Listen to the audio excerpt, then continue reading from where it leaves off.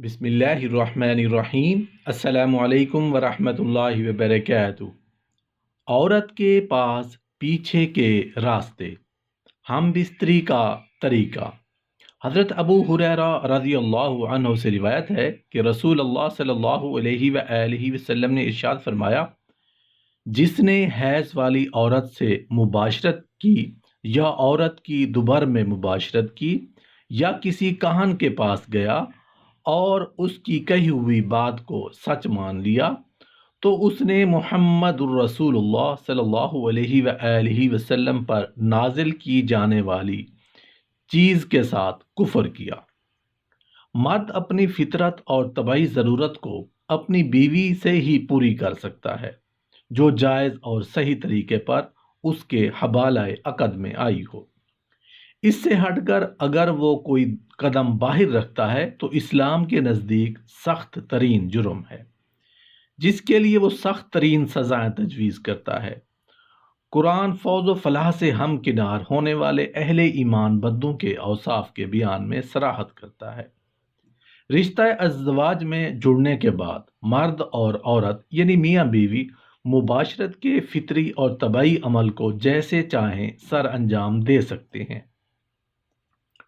مباشرت کے اس فطری عمل میں میاں بیوی جو بھی وقت اور جو بھی طریقہ اختیار کرنا چاہیں شریعت میں اس کی اجازت ہے، لیکن شریعت نے بیوی سے مباشرت کے اس فطری عمل میں حدود بھی مقرر کی ہیں۔ مثال کے طور پر میاں بیوی مباشرت کا جو بھی طریقہ استعمال کرنا چاہیں اس کی اجازت ہے، لیکن یہاں ایک حد مقرر کر دی ہے کہ مباشرت کا درست مقام بیوی کی اگلی شرمگاہ یعنی بچہ دانی ہونی چاہیے۔ باہمی رضامندی سے مرد چاہے آگے سے آئے یا پیچھے سے، مباشرت اگلی شرمگاہ میں ہی ہونی چاہیے۔ بیوی کا پچھلا مقام یعنی دوبر میں مباشرت حرام ہے اور بہت بڑا گناہ ہے۔ گناہ ہونے کے علاوہ اس میں بہت ساری فساد پیدا کرنے والی حکمتیں ہیں۔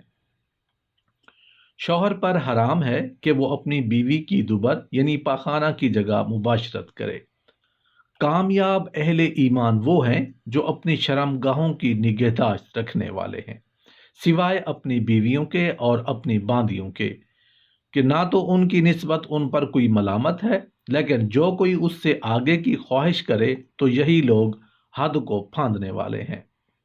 دوسرے موقع پر نیک بندوں کی امتیازی صفات کی تفصیل میں یہ بات بتائی گئی ہے، اور وہ جو اپنی شرمگاہوں کی نگہداشت رکھنے والے ہیں سوائے اپنی بیویوں کے اور باندیوں کے، کہ نہ تو ان کی نسبت ان پر کوئی ملامت نہیں، لیکن جو کوئی اس سے آگے کی خواہش رکھے تو یہی لوگ حد کو پھاندنے والے ہیں۔ نبی کریم صلی اللہ علیہ وآلہ وسلم نے ارشاد فرمایا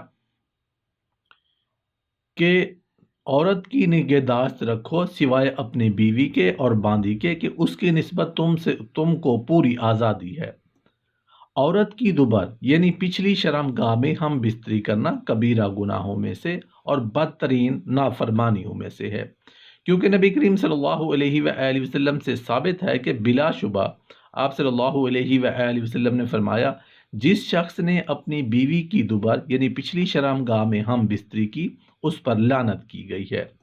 نیز آپ صلی اللہ علیہ وآلہ وسلم نے فرمایا، جس شخص نے کسی مرد یا عورت کی دوبر میں ہم بستری کی اللہ تعالیٰ اس کی طرف نظر رحمت سے نہیں دیکھیں گے، اور جس شخص نے یہ کام کیا اس پر واجب ہے کہ وہ جلدی سے سچی توبہ کرے، یعنی اس گناہ سے رک جائے اور اللہ کی تعظیم کرتے ہوئے اس کی سزا سے ڈرتے ہوئے اس گناہ کو ترک کر دے۔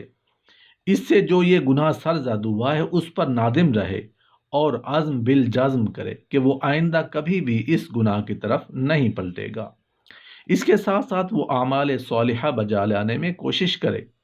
جو شخص سچی توبہ کر لیتا ہے اللہ تعالیٰ اس کی توبہ قبول فرماتا ہے اور اس کے گناہوں کو معاف کر دیتا ہے، جیسا کہ اللہ تعالیٰ نے ارشاد فرمایا، اور بے شک میں یقیناً اس کو بہت بخشنے والا ہوں جو توبہ کرنے اور ایمان لائے اور نیک عمل کرے پھر سیدھے راستے پر چلتا رہے۔